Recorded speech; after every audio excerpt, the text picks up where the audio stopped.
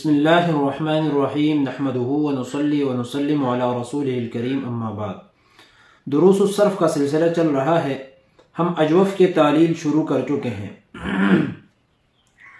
یقول اصل میں یقول تھا، واو کا ضمہ نقل کر کے ماقبل کو دے دیا تو یقول ہو گیا۔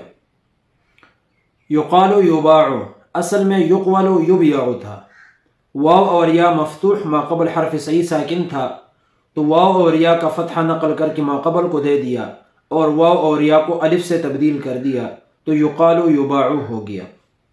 قائل بائع اصل میں قابل بائع تھے، واو اور یا الف فاعل کے بعد واقع ہو گئے اور فعل ماضی میں سلامت نہیں تھے، اس لیے واو اور یا کو حمزہ سے تبدیل کر دیا تو قائل بائع ہو گئے۔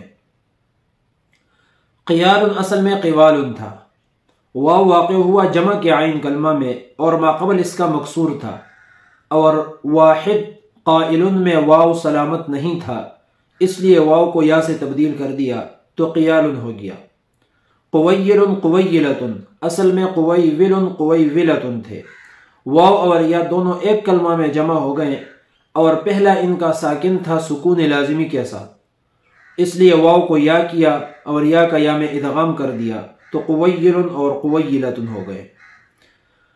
مقول اصل میں مقبول تھا، واو کا ضمہ نقل کر کے ماقبل کو دے دیا تو مقول ہو گیا۔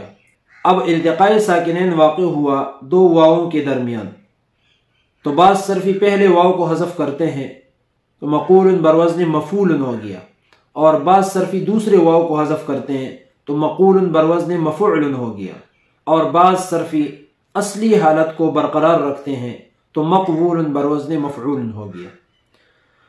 قولن اصل میں قل تھا، آخر میں نون ثقیلہ لگایا تو قلن ہو گیا۔